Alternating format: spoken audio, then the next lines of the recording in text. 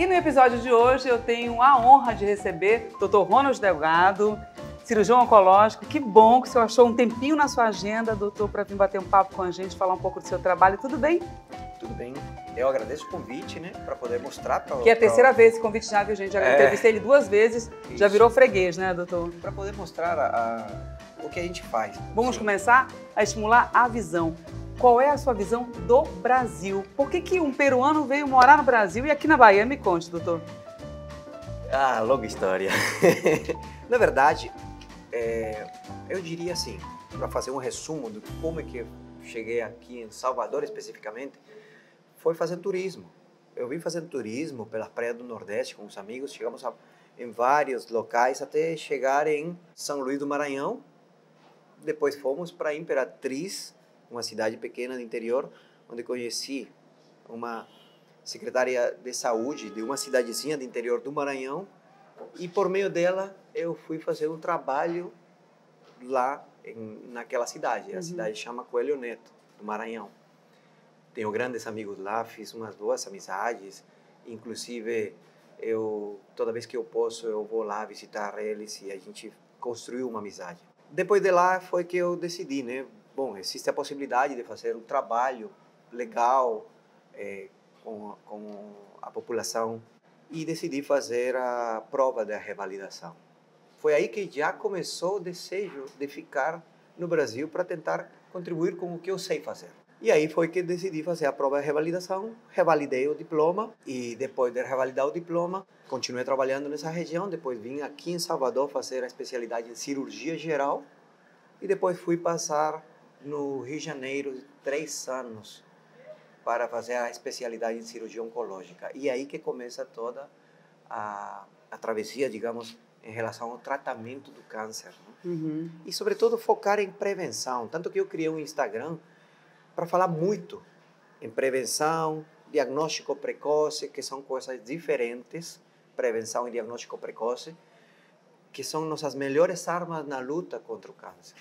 E, obviamente, depois fazer um estadiamento adequado e poder definir, baseado num estadiamento adequado, qual vai ser o tratamento. Bom, o senhor já falou que alguns alimentos não podem entrar de maneira nenhuma, ou seja, nosso paladar não pode nem chegar perto. Não dá. Veja bem, não é que não pode. Não deve. É que você tem que ser moderado em algumas coisas. Por exemplo, tem trabalhos científicos mostrando uma associação direta entre o consumo de alimentos ultraprocessados, e todo mundo gosta, né? Um cachorro quente, um salame, todo mundo gosta. Um peito de peru defumado, etc. Todo mundo gosta disso. Até o peito de peru defumado, ele dançou? Tudo que é ultraprocessado... Não era saudável? Peito de peru? Tudo que é ultraprocessado tem muito conservante, baseado em nitritos, nitratos, que isso aumenta o risco de câncer de estômago, câncer de intestino. Inclusive, a associação que pode dizer que as pessoas que consomem muitos ultraprocessados diariamente podem ter o risco aumentado em até 20%. Nossa. Isso é um absurdo, é um número muito grande. Então, praticamente, aí vem aquela frase, né? Me diga o que você come e eu posso te dizer daqui a um tempo do que você pode sofrer. Né? Você tem um risco aumentado de câncer de intestino, você tem um risco aumentado de câncer de estômago, você fuma, tem um risco aumentado de câncer de pulmão, câncer de bexiga e por aí vai. Isso é prevenção. E o fator genético? Ele entra aí nessa história? Todo câncer é genético. Todo câncer é genético. Por quê? Porque para existir uma mutação na célula e para que essa célula que era normal vire um câncer, tem que ter uma mutação nela. Uma célula normal sofre uma mutação, ela se transforma, começa a multiplicar desorganizadamente, cria um potencial de invasão e de disseminação. Isso é câncer. Então, todo câncer é genético. Agora, se você me diz assim, hereditário, a coisa muda.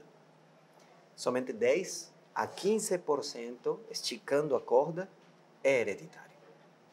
Aí você diz, caramba. Sim, mas eu achava que tinha um percentual muito maior, A não? maioria acha. E não é. E não é. A maior quantidade de casos de câncer se associam ao que você está fazendo hoje. Está fazendo atividade livre-arbítrio física? para poder Exatamente. escolher o teu Está destino. fazendo atividade física? Está se alimentando adequadamente? Está evitando a obesidade? Está evitando o sedentarismo? Está evitando o cigarro? Está evitando a bebida alcoólica em excesso? Está evitando os ultraprocessados? Beleza. É muito provável que teu risco seja baixo. E mesmo assim não quer dizer que você não vai ter. É. Porque o principal fator de risco é a idade. E a gente não tem como mudar isso. Não tem. Graças a Deus, né? Que podemos envelhecer. Então, Já que você falou em não poder comer algumas coisas, beber um vinho podemos, né? pode. Vinho é alimento, doutor. No Peru é alimento? Pode, inclusive, Ah. só para falar os benefícios do vinho, o vinho tem resveratrol. O resveratrol é um antioxidante. E como é um antioxidante, também tem sido considerado como um benefator no risco cardiovascular. Sim. Ou seja, teve um trabalho que eu achei muito ousado, que ele disse que uma taça de vinho pode ser equivalente a meia hora de atividade física. Oh, meu Deus. Por favor, cadê o Souza? O Souza, o Silva, o Roque. Cadê? Mas... Manda ele trazer aqui uma garrafa de vinho para a gente poder começar, porque vou malhar agora meia hora. Meia horinha de academia, tá tudo certo. Deixa então, ele entrar aqui. A bebida alcoólica tem suas coisas interessantes. Com né? moderação. Exatamente. Com moderação. Pode diminuir a pressão, mas quando é em excesso pode aumentá-la. Se associa, como eu falei, a antioxidantes. O resveratrol pode melhorar o colesterol bom e diminuir o colesterol ruim e com isso servir de cardioprotetor. Muito bem. Bom, aqui a nossa belezura. Obrigada, Leila, Dona Mariquita Casa de Veraneio, que nos cedeu o espaço para a nossa locação. Esse aqui é um vinho branco, um Malbec branco, novidade da Penedo Borges. Foram somente 1.500 garrafas em produção. No Brasil vieram pouquíssimas, ou um pouco menos, eu posso estar até exagerando. Aqui na Bahia chegaram mais de poucas 150 garrafas, mais ou menos. É um Malbec, porque quando nós pensamos em vinho, né, para a saúde e tudo mais, nós pensamos em vinho tinto, na grande maioria das vezes. A uva, ela é tinta, mas ela está aqui numa versão branca. Então, saúde. Com moderação. Há uma taçazinha de vinho por dia, né, doutor? Só um pouquinho para poder não exagerar. Aí pode, né? Gostou? E vamos comer um ceviche diferente aqui também no restaurante. Leila está preparando um ceviche pra gente. Um ceviche vegano, que eu acho que vai combinar perfeitamente com esse vinho aqui que nós vamos beber. Já no estímulo do paladar, eu já puxo aqui o chocolate, que eu já quero que você experimente também um pedaço de chocolate. E o ceviche combina muito com vinho branco. Sim. E esse é um Malbec, né? Uma uva que não é muito comum para se ter em vinho branco. Chocolate aqui do Instituto de Mendes, ele faz um trabalho muito bacana, o Mendes. Mas e tem aqui mostrando... Você que vai dar as honras aqui. Não, eu quero que você experimente isso e quero que você me fale também, doutor. Eu sei que a vida médica é uma vida muito corrida, uma vida muito estressante, uma vida que lida com a vida de outras pessoas e ainda mais né, uma profissão como a sua, oncologista, né, onde tem que chegar com muito cuidado, com muita atenção, com muito carinho no diagnóstico, no tratamento. São muitos fatores, muitos elementos envolvidos. E aí? Então, como é esse lado? Eu acho que como qualquer outra profissão, se você não tiver inteligência emocional, você sucumbe em qualquer situação. Qualquer. Então, você tem que aprender a driblar essas situações e aprender a entender que, por exemplo, no meu caso, eu não estou tratando uma doença, estou tratando uma pessoa. E quando você trata uma pessoa, o risco de errar é menor do que se você simplesmente foca em tratar a doença. Porque tratando a doença, eu vou dar o que o protocolo internacional diz, faça isso, isso e aquilo, beleza. Mas, quando você está pensando na pessoa, e não somente no sofrimento que essa doença traz, aliás, não somente na doença, sino também no sofrimento que essa doença traz, você já vê o paciente como um todo. E você cria situações para tentar melhorar a qualidade de vida, não somente tentar curar o paciente, porque às vezes você não tem sucesso na cura. É difícil poder dar a notícia na qual você tenha que dizer para um paciente: tua doença não tem mais cura, mas eu vou fazer de tudo para você viver bem, enquanto viver. Então, a gente tem que pensar que você não está tratando apenas a doença, Você está tratando uma pessoa que tem sentimentos, que tem pai, que tem mãe, que tem filhos, ou que pelo menos, nesse caso, que quer ter filhos. Então, como ignorar isso? Não tem como, né? Não tem. E agora, como é voltar para casa depois de uma notícia dessas, assim? Como é que funciona a sua cabeça na sua vida, assim, né? Porque você tem uma história de familiares médicos também, não é isso? Tem. Tem um irmão também que mora no Peru, que é médico. E aí, como não levar isso para casa? Eu fico pensando assim, porque eu acho que a gente acaba se envolvendo muito, né? São muitas histórias. Essa que já já vamos falar, que é sobre essa transposição uterina, de como a vida da pessoa mudou, de como a expectativa dela mudou, né? E eu sei um pouco dessa história porque eu procurei pesquisar e assim, e ela deu um depoimento, a pessoa que passou por esse processo cirúrgico, ela falando que ela ganhou uma vida, né? Sim. Ela ganhou uma nova chance de gerar uma vida agora com esse experimento, vamos chamar de um experimento, né? Porque ainda é um experimento, uma cirurgia experimental, mas que deu uma vida para ela, né? Ela conseguiu visualizar agora a chance da maternidade, ou não, a gente não sabe também o dia de amanhã, mas na cabeça dela, ela não está, digamos, mutilada. Não está sem chance. Se ela não tivesse feito essa cirurgia, as chances dela eram zero. Zero, zero, zero. Não tinha chances disso acontecer. Hoje em dia, estamos oferecendo uma chance. Pode ser que ela depois, com o tempo, decida, sabe o que? Quer saber? Não quero. Não quero. Mas ela teve a chance de escolher. Mas ela, exatamente, ela tem a chance de escolha. Isso é importante. É isso que a gente tenta oferecer. Tem outra paciente que tem câncer de ovário. Aí você diz assim, caramba, câncer de ovário? Qual é o tratamento de câncer de ovário? Tirar útero, trompas, ovários, fazer uma varrida nos linfonodos, tirar aumento e tirar várias estruturas. Zero chances de engravidar. Mas estou programando uma cirurgia preservadora de fertilidade na minha segunda paciente em câncer de ovário. Por quê? Porque ela quer. Quem sou eu para dizer não? Então, se a ciência permite oferecer algumas coisas, por que não oferecê-las? Ah, porque estamos em Salvador? Porque é difícil termos acesso a algumas coisas? A gente cria o acesso. A gente dá a oportunidade. Se você não dá a oportunidade, qual é a chance de escolha que tem essa mulher? De zero, ela passa a ter um percentual bem maior, né? De 0 para 1, você pode botar o percentual que quiser, é 100%, 1000%, 10.000%. É 0 para 1. O que quiser. Você está dando uma chance.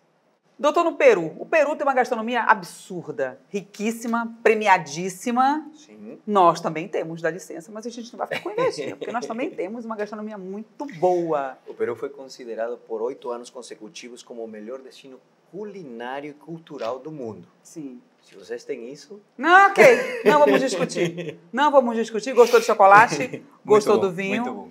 O que você não gosta de comer, doutor? Não tem isso. Não tem isso? Não tem. Come qualquer coisa? Aqui na Bahia, quando chegou, por exemplo, aqui no Brasil, não sentiu nada assim, tipo assim, forte demais? Eu tenho uma história com isso. Conte, a gente gosta de história. Eu estava fazendo já a residência em cirurgia, né? Aí estava com uns amigos, aí ele disse, bora fazer uma coisa diferente, vamos comer algo netamente baiano. Eu, claro, é bom, né? Vamos lá. Aí me levaram lá no Rio Vermelho. Sim. Comer acarajé. Aí a mulher preparou a acarajé. Aí os amigos falaram alguma coisa para ela. Nessa hora eu não me liguei. Aí os caras falaram assim, a mulher falou assim, quente ou frio? Eita. Aí eu disse, cara, acarajé é frito. Então não pode ser frio. Bota quente. E? Aí ela preparou tal, pô. Aí eu dei aquela primeira mordida. Aí eu perguntei para ela, tem pimenta? Ela ficou surpresa, porque ela disse que quando falam quente é porque já joga pimenta. Aí meus amigos também ficaram assim e olhando para ela, você não botou pimenta?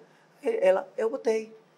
Só que lá no Peru, a gente é muito mais acostumado com comida apimentada. Então, para mim, estava faltando pimenta. Aí não teve graça. Tanto que lá no Peru, quando, por exemplo, você pega um ceviche, sim, Se você não gosta de pimenta, você tem que dizer, sem pimenta, por favor.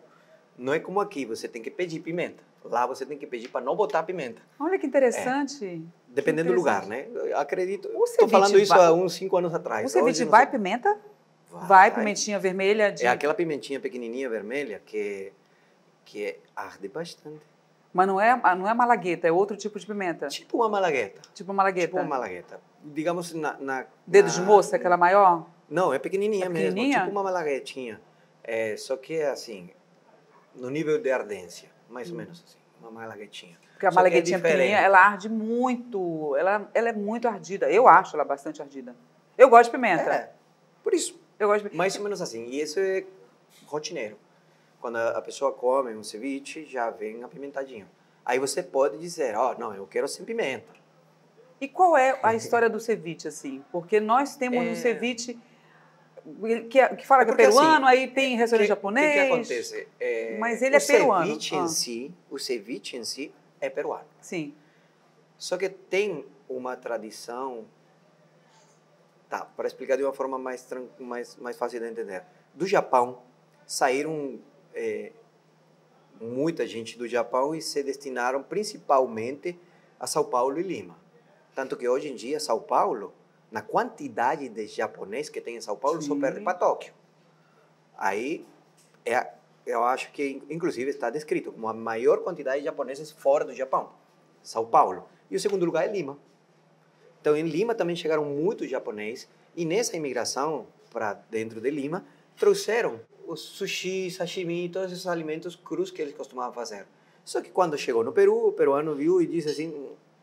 Não vou comer esse negócio, não. E aí ele inventou de colocar um limão e botar um tempero e tudo, e pronto, surgiu o ceviche. Então misturou alguma parte da cultura japonesa com os temperos peruanos, criaram o ceviche. Ceviche é uma invenção peruana. E o leite de tigre? O que é o leite de tigre? O leite de tigre, isso daí produz um caldinho. E, inclusive, quando mistura com, por exemplo, você vai cozinhar, fazer um caldo com os restos do peixe, aproveita tudo. Você faz o ceviche, né? E os ossos, a cabeça, etc., você bota num caldeirão, bota água, tempera e fica um caldinho bem substancioso. Você mistura isso com o limãozinho que vem, cria um leite de tigre, né? E o acompanhamento do ceviche é com milho? Tem milho, tem um milho que a gente chama de cancha, que é um milho que você torra, tipo uma pipoca.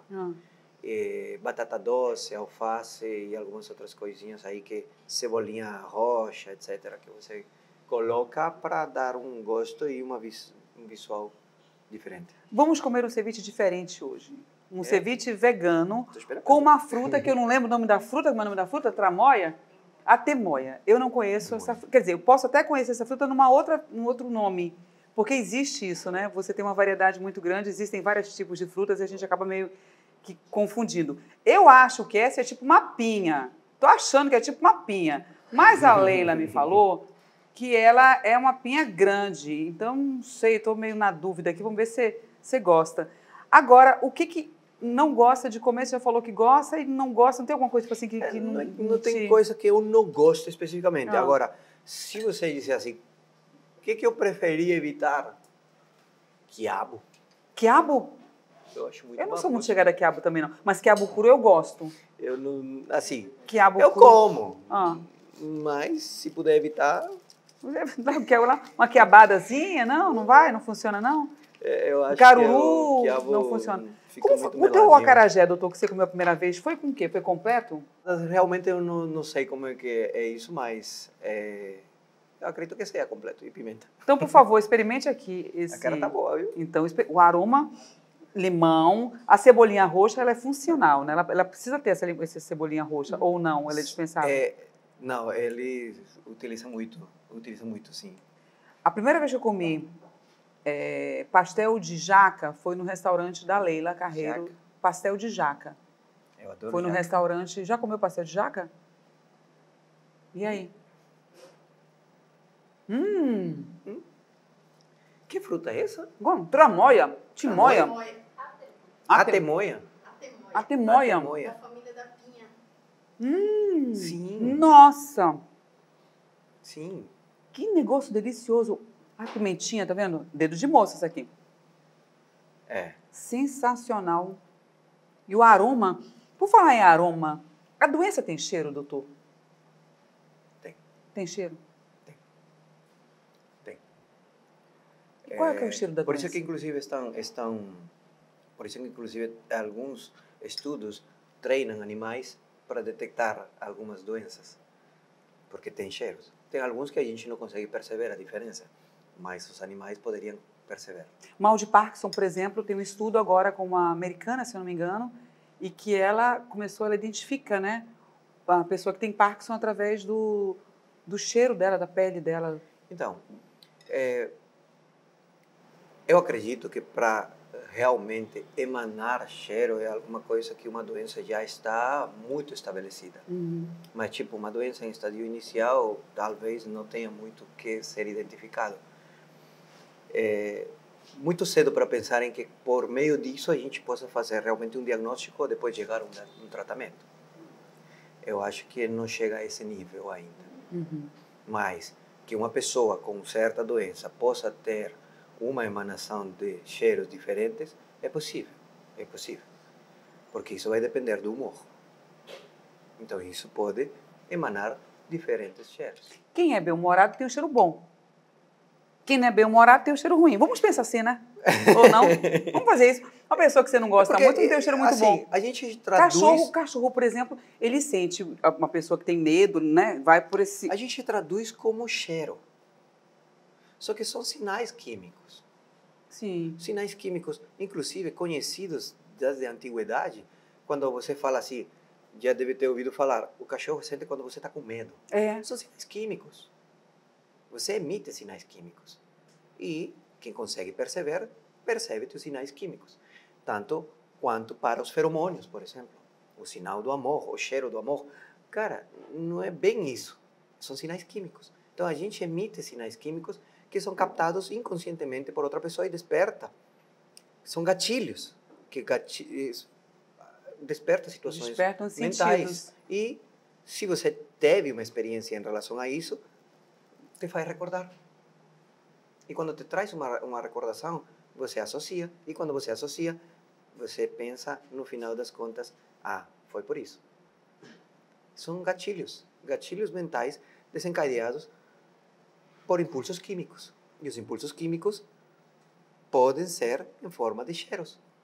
Qual é o cheiro que você mais gosta de sentir? Você tem filho, né, doutor? Qual o cheiro que você mais gosta de sentir? Eu já falo logo de criança, porque para mim, criança tem um cheirinho, né? Entenda as bruxinhas quando queriam comer as criancinhas, queriam cheirar as criancinhas, porque criança tem um cheiro muito bom, muito bom.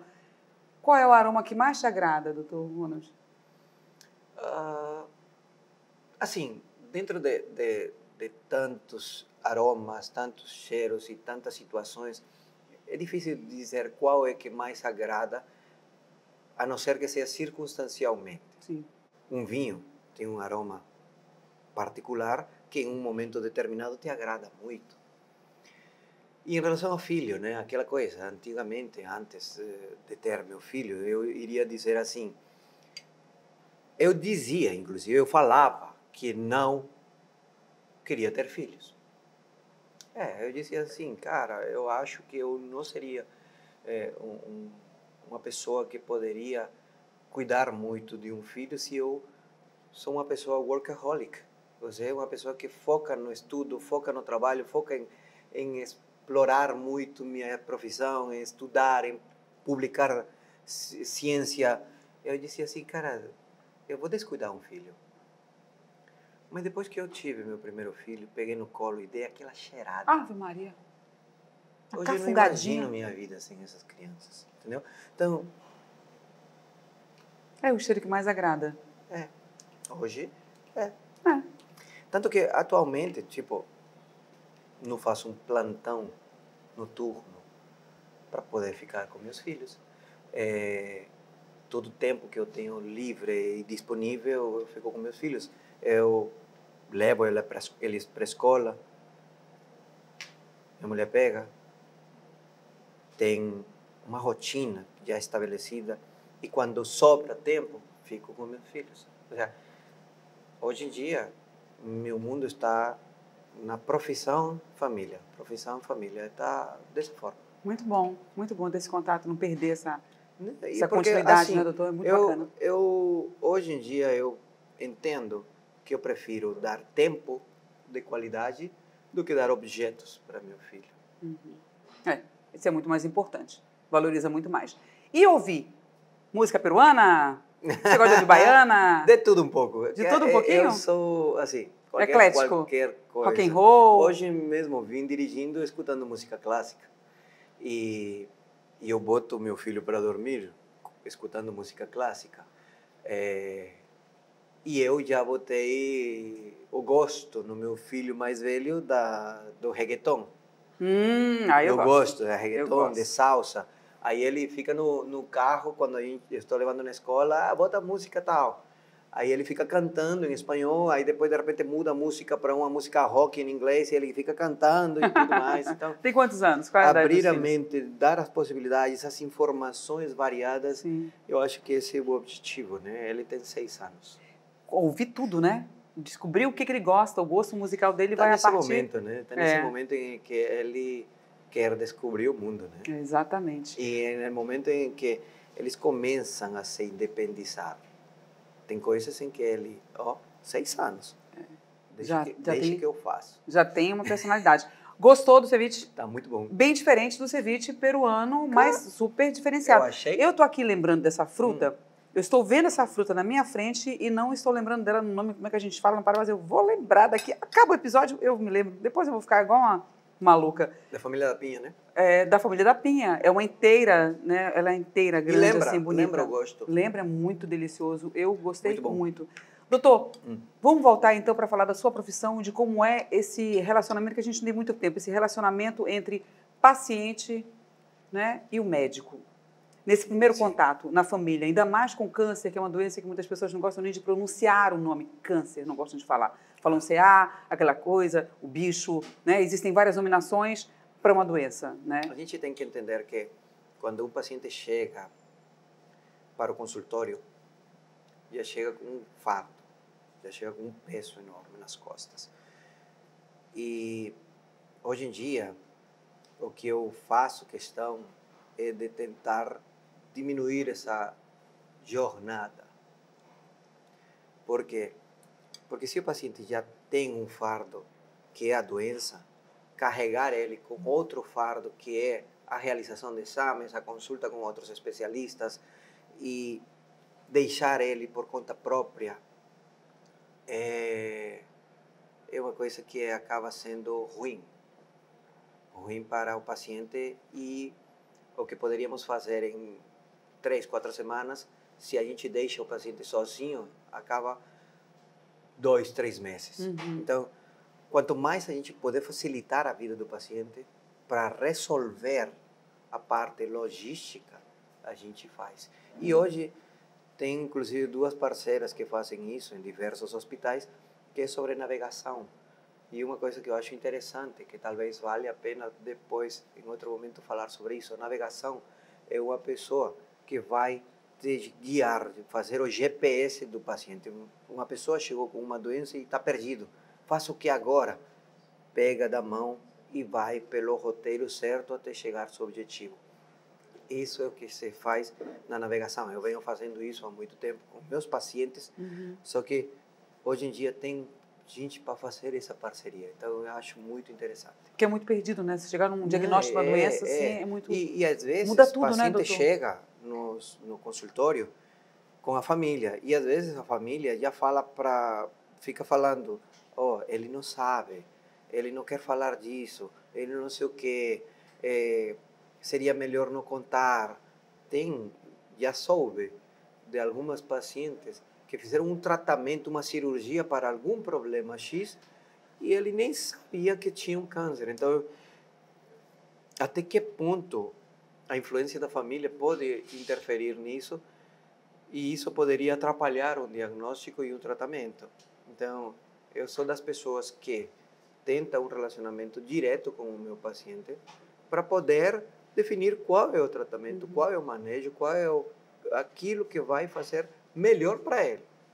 Da segurança, né? E da segurança. Passar uma segurança para que a pessoa possa enfrentar os meses, né, e todas as dificuldades. Porque realmente é uma jornada que não acaba apenas com uma cirurgia, não acaba apenas com uma quimioterapia, não. É uma jornada que o paciente pode ter até o fim da vida. Entendeu? Porque precisa de acompanhamento, né? Precisa. São muitas Precisa. histórias. Infelizmente, nosso tempo é curto, né? Sim. Vamos comer no ceviche aqui. Eu queria, primeiro, assim, lhe agradecer muito pelo trabalho que o senhor faz. Vai acontecer uma outra cirurgia agora. Lhe agradecer por escolher a Bahia para morar e por dar ao Nordeste esse presente de fazer a primeira cirurgia do Norte-Nordeste. Quer dizer, só existem ainda localizado, né, doutor? A pessoa que criou, o médico, né, profissional que fez essa descoberta, essa experiência que está fazendo ainda, que a gente pode falar que é experimental ainda. Ainda é experimental porque no mundo inteiro eu acredito que não tenha umas 30 cirurgias. Aqui no Brasil, 17, 18? Mais ou menos. Mais ou menos 17, 18. Temos muito a avançar ainda, né? Temos muito a avançar. Inclusive, aquilo que hoje a gente acha certo, daqui a um tempo pode mudar. Por isso a necessidade de estar atualizando continuamente. Isso que a gente está achando uma maravilha hoje, pode ser que daqui a um tempo digam assim, cara, não era mais necessário fazer. É possível, é possível. Tem alguns trabalhos científicos que avançam em relação a outras áreas de tratamento para que isso não venha a ser nem necessário. E eu espero que chegue um momento em que, chegue um dia em que o câncer seja apenas um signo, né? E isso seria a felicidade para todo mundo. Um brinde a isso. Muito obrigada pelo seu trabalho. Boa sorte, sucesso. Da próxima vez, vai fazer um ceviche. Esse aqui tá ótimo, não tá? Tá maravilhoso. E o Malbec? E viva a vida. E viva os foi- sentidos. E seja feliz. Foi perfeito. Um beijo pra vocês. Sexta-feira tem episódio novo, hein? Quer assistir tudo de novo? Vai lá. Quer seguir Dr. Ronald Delgado no Instagram? Ronald Delgado no Instagram. Isso. E a Tarde Play também. Segue a gente lá. Dá um clique. Marca. Fica assistindo a gente. Nós somos muito legais. Saúde. Até o próximo episódio. Tchau.